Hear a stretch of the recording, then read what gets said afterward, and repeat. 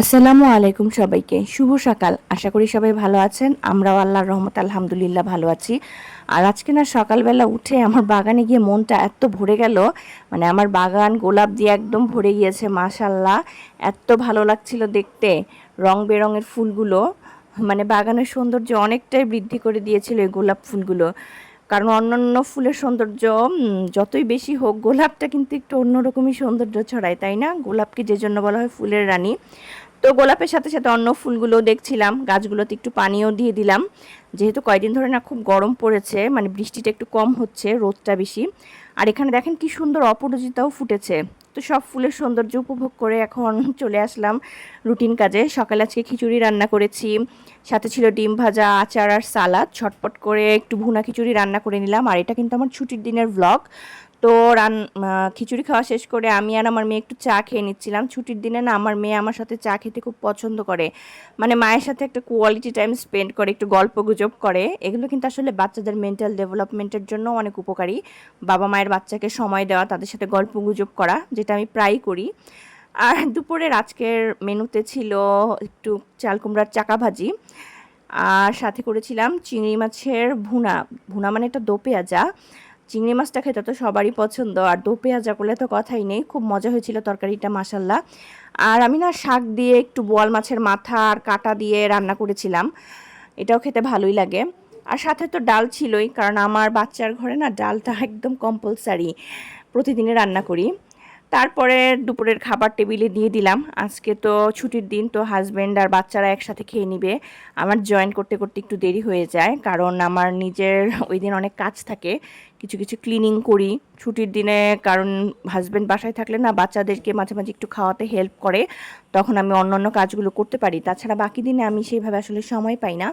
তো আমি এদিকে ওয়াশ বেসিনটা ক্লিন করে নিচ্ছিলাম, আর তারপরে টুকটাক আরও বেসিক কাজ করে শাওয়ার নিয়ে খাবার দাবার শেষ করে ফেলেছিলাম। আর সন্ধ্যার দিকে না আমি আজকে একটু স্কিন কেয়ার করব। আমি একটু মুলতানি মাটি আর বেসনের একটা পেস্ট তৈরি করেছিলাম, স্কিনে অ্যাপ্লাই করব, কারণ অনেক দিন ধরে স্কিনের একদম টেক কেয়ার করা হচ্ছে না। তো মাঝে মাঝে এগুলো করা উচিত। আর আজকে আপনাদেরকে দেখাবো আমার গত দিনের যে শপিংগুলো করেছিলাম সেগুলো। শপিংগুলো দেখতে কিন্তু আসলে ভালোই লাগে আমার। তো মাঝে মাঝে আমি বের করে দেখি যে আমি কি কিনলাম, দেখি তো। এটা আসলে আমার ছোটোবেলারই অভ্যাস, শপিং করতে কার না ভালো লাগে, তাই না? তো এখানে আমি একটা থ্রি পিস নিয়েছি। এই থ্রি পিসের কালারটা না আমার কাছে খুব ভালো লেগেছে, মানে পার্পেল টোনের একটা কালার, মানে ল্যাভেন্ডার ছিল, পিঙ্ক ছিল। আর এই কম্বিনেশনটা না আমার ইদানিং খুবই ভালো লাগছে কেন জানি। তো এই যে আমার ফুল ড্রেসটা, আর সাথে ওড়নাটাও হচ্ছে ড্রেসের ডিজাইনের সাথে ম্যাচিং করা। ড্রেসটা মানে আমার এখন মনে হচ্ছে আমি কবে পরবো কবে পরবো এরকম একটা ফিল হচ্ছে।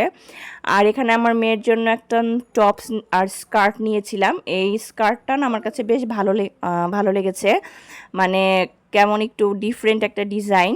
তারপরে মেয়ের জন্য একটা ফ্রক নিয়েছি। এই ফ্রকের কাপড়টা খুব কমফোর্টেবল, মানে বাচ্চাদের পরলে আরাম পাবে, একটু জর্জেট ফ্যাব্রিকের। আর ভিতরে ইনার সেট করা ছিল। তার উপর মেয়ের জন্য না এই একটা ওয়ান পিসও নিয়েছি, এটা আমার কাছে খুবই ভালো লেগেছে, মানে একদম পার্টিতে পরার মতনই ওয়ান পিসটা। খুব সুন্দর, সারাটা ড্রেস জুড়ে স্ক্রিন প্রিন্ট করা। তারপর ছেলের জন্য দুইটা টি শার্ট নিয়েছি আর একটা প্যান্ট নিয়েছি। তো ছেলের এই টি শার্টটা আমার হাজব্যান্ড খুব পছন্দ করে নিয়েছে, হোয়াইট কালারটা, তার নাকি এটা অনেক বেশি পছন্দ হয়েছে। আর এখানে একটা প্যান্টও নিয়ে নিয়েছি। তো এগুলোই ছিল আমাদের নিজেদের শপিং। আর এখন তো দেখাবো গিফটের জন্য কি কি আইটেম কিনলাম। আমি বলেছি না ফ্যামিলিতে অনেক নতুন মেম্বার্স এসেছে, তাদের জন্য কিছু গিফট। তো এখানে আমি 3টা ফ্রক নিয়েছি আমার ননদের মেয়ের জন্য। ফ্রকগুলো কিন্তু অনেক কিউট লাগছে, তাই না? বিশেষ করে আমার কাছে না এই ফ্রকটা খুবই কিউট লেগেছে, মানে কি সুন্দর একটা আবার বাটারফ্লাই এখানে ডেকোরেট করা ড্রেসটায়। উপর থেকে এটাও ভালো লেগেছে, সুন্দর আর অনেক কমফোর্টেবল। কাপড়গুলো একদম কটন, পিওর কটন। আর বাচ্চাদের ড্রেসের সাইজগুলো না এত কিউট লাগে দেখতে মাশাল্লাহ। আর এখানে আরেকটা বিল্ডিংয়ে আরেকভাবে বাচ্চা হয়েছে, ছেলে বাবু, তার জন্য কিছু ড্রেস কিনলাম। এই যে দেখেন কি সুন্দর কিউট কিউট ড্রেসগুলো দেখতেই ভালো লাগে না? পুতুলের মতো সাইজ। আসলে আমরা নিজেরাও বুঝি না যে আমাদের বাচ্চাগুলো কখন যে বড় হয়ে যায়। এক সময় কত ছোট থাকে না, এই ড্রেসগুলো দেখলে আসলে বিলিভই হতে চায় না যে বাচ্চারা এত ছোট হয়। আমি তো অনেক সময় বাচ্চা কোলে নিতে গিয়ে মানে ভয় লাগে যে আল্লাহ আমার বাচ্চারাও এত ছোট ছিল, বিশ্বাস হতে চায় না। তারপর এগুলো সব শপিংগুলো গুছিয়ে নিলাম, গুছিয়ে ঢুকিয়ে ফেলেছি ক্লোজেটের ভিতর। আর এখন না আমি একটু সন্ধ্যার নাস্তা বানাবো। আজকে আমি সিম্পলি একটা নাস্তা বানাবো, সেমাই রান্না করব।